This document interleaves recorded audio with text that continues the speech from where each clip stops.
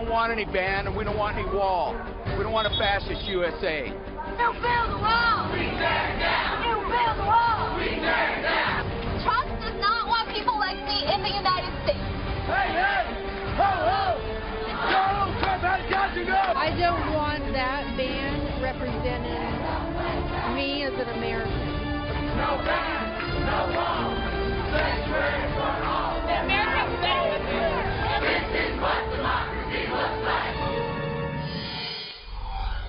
Well, that's protesters protesting President Trump's refugee ban. They did it so at airports across America, causing some people to miss their flights. Thousands turned out from coast to coast. We're joined now by a leader of one of those protests, Cameron Whitten.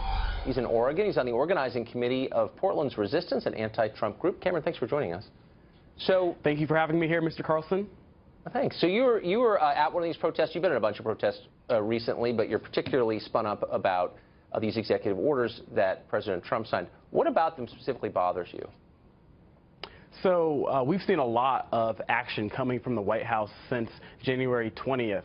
Yeah. And it just seems like we see so much coming at us. There's so much to read, and we're responding. And for me, I am very troubled to feel that President Donald Trump, who was elected in an unprecedented election, you know, this is a man who did not receive the majority of the popular vote, and that's a first for the country. And it's emblematic of the fact that we are pretty divisive as a country right now upon political spectrums.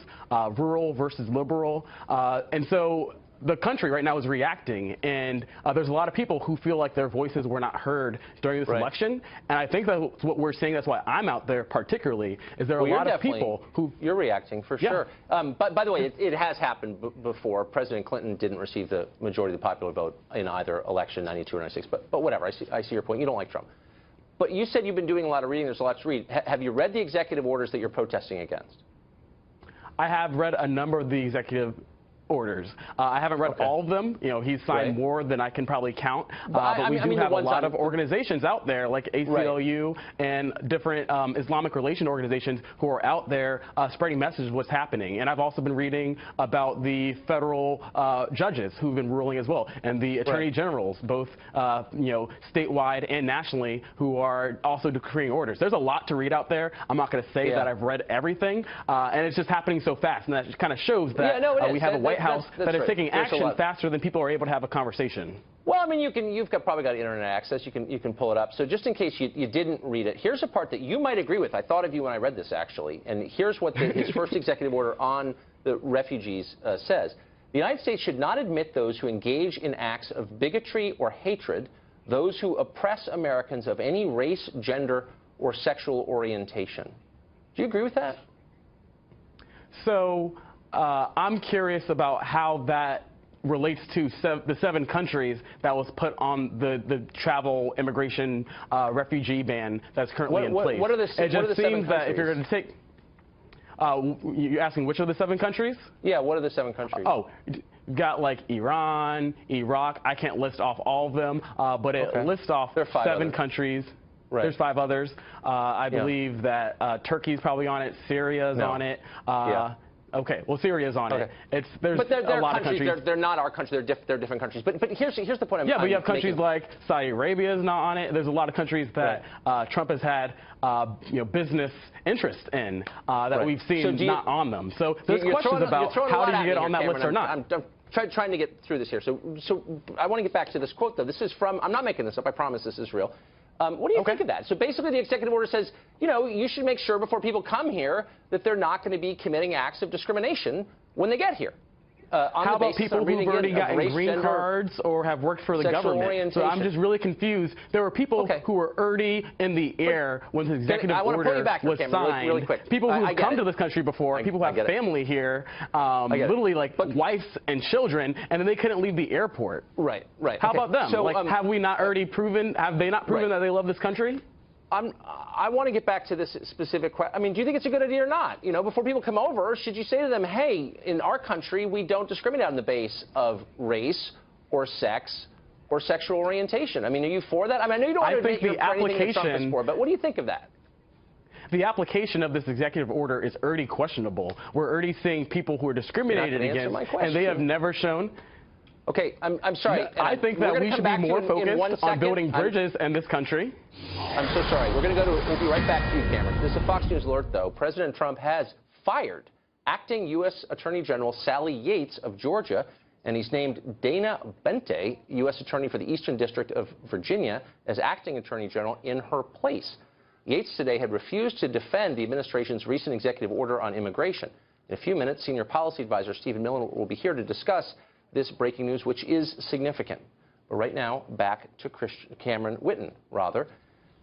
Cameron, sorry we had to break in there. You just heard that the president has fired the acting attorney general. We're going to find out exactly details in a minute. But I want to get back to something you just said. You said you showed up at airports, and part of the reason that you went is because there were virtuous refugees stuck in those airports and they couldn't get into the country as they deserve to do. Mm-hmm. I wonder if it occurred to you that by protesting outside those airports, you prevented, like, normal people from getting on airplanes and going to their jobs or to see their family or an ailing loved one. You did. And I'm wondering why you thought you had the right to do that, why you thought you had the right to hurt people who had nothing to do with these executive orders at all, who might agree with you. Why did you have a right to hurt them? So I just want to bring it back to the fact that this all happened in the first place because people were not able to come onto American soil. So yes, I understand you're asking now out of concern of people who felt like they were inconvenienced for a couple of minutes. No, not who felt like. Really, we're talking about people who were afraid of their lives of being deported. Who were inconvenienced by you? I'm just going to say that okay, well, we have people who celebrated their First Amendment rights. You know, the act of non-violent civil disobedience is a pinnacle of so many rights that we have fought for in this country, and we know that democracy is messy. We know that so much of the freedom that we try to defend every day, we have people who defend freedom both here and abroad. People who have to go to war to protect freedom. Talk like a human being for just 1 second, Cameron, just for 1 second. I've heard all this before for like 25 years. And I agree with the First Amendment. I just want to ask you a really simple human question. Did you think about the people who you were hurting when you blocked access to airports? Did you think, well, I think about there's some normal person who wants to get through and they're not getting through because of me? Their motivation is love.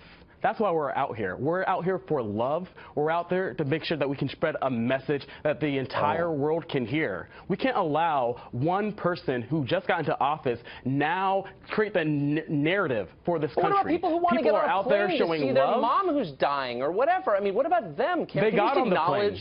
They actually, in fact, they got on the plane.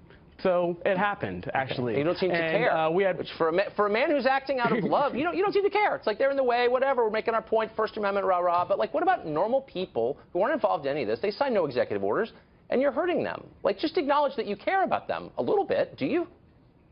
Yes, I care about everybody in this country. And people did get to the airport. They did get onto their plane. Yeah, you too. Thanks.